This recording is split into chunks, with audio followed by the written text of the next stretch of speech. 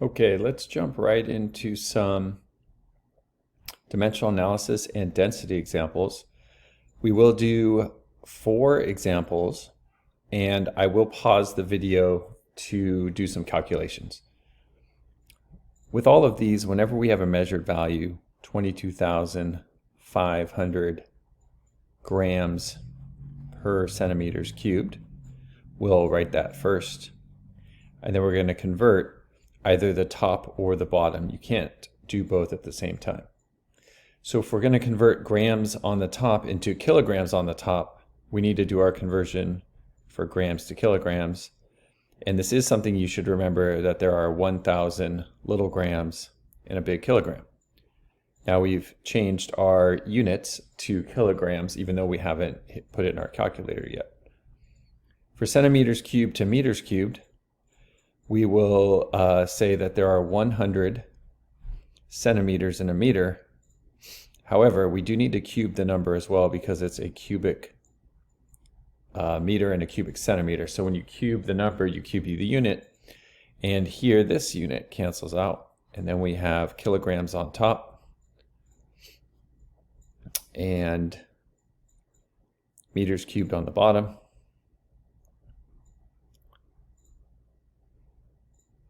It's going to be a pretty large number,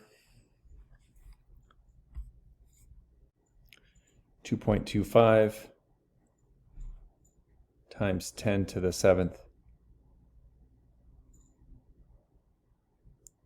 kilograms per meters cubed.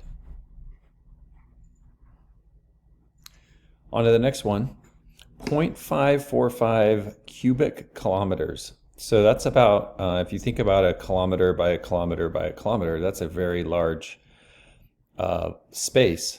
And so half of that would be a half of a cubic kilometer. This is a lot of liters, so keep that in mind, that we should get a pretty big number here. 0.545 kilometers cubed. One thing you might want to recall, that a liter is 1 decimeter cubed. So we have to go from kilometers to meters, or cubic kilometers to cubic meters, and then cubic meters into cubic decimeters. So there's 2 conversions here, both with some big numbers. So 1 kilometer is 1,000 meters. And if we're cubing the unit, we have to cube the entire conversion. We're going to do the same thing. That changes kilometers to meters cubed. The same thing, saying a meter cubed is 10 decimeters cubed. And again, we have to cube the number as well. So this is going to be a much bigger number than 0.545. And we get 5.45 times 10 to the 11th decimeters cubed, which is the same as a liter. So if you say that many decimeters cubed, it also means that many liters. They mean the same thing. Showing my meters canceling off, and decimeters cubed is our unit. For these next 2, there are density questions. So if I have 404.6 milligrams of gold, and my conversion is grams to centimeters cubed, so if we're trying to find out a volume in milliliters, which is the same as the centimeters cubed, we need to convert this milligrams into grams. So we'll say 404.6 milligrams of gold. And then we need to remember that there are 1,000 milligrams in 1 gram of gold, or anything. And then we're going to use this density.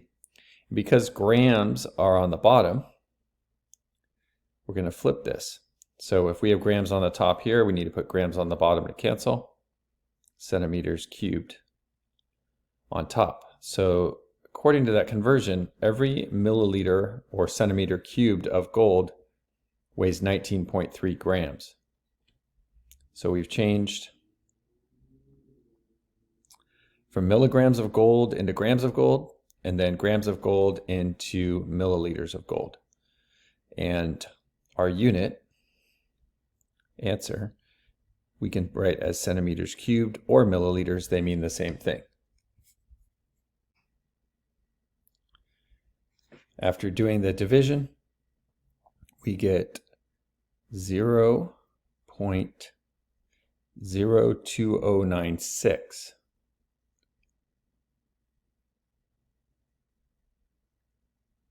Milliliters. I'll rewrite that here. 0.02096 milliliters of gold. So a very small volume of gold. It wasn't a very big mass, so we wouldn't expect a very big volume. This last one is definitely the most involved because we have a sphere and we're going to have to find this sphere volume in centimeters cubed. So right now we have a radius of 1.33 inches. It'd be really helpful to know that in centimeters. That way we could put it into our formula to get a volume in centimeters cubed. So let's start with 1.33 inches. And then say that for every 1 inch, our conversion, there are 2.54 centimeters. These conversions from metric to English units are typically given to you. We get 3.38 centimeters. And then if we put this into our volume of a sphere formula, we'll get volume equals 4/3 times pi times the radius, 3.38 centimeters, cubed. That gives us a volume of 162 milliliters or centimeters cubed, either way. So now that we know the volume of this sphere, we can use that volume and the density of the aluminum. For every 1 milliliter, it weighs 2.70 grams.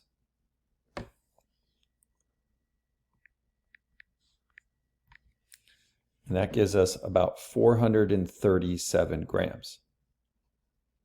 Now there's a little bit of rounding along the way, so you could get a slightly different answer, but somewhere in the ballpark of 437 grams is a good answer. I hope that helps. Good luck.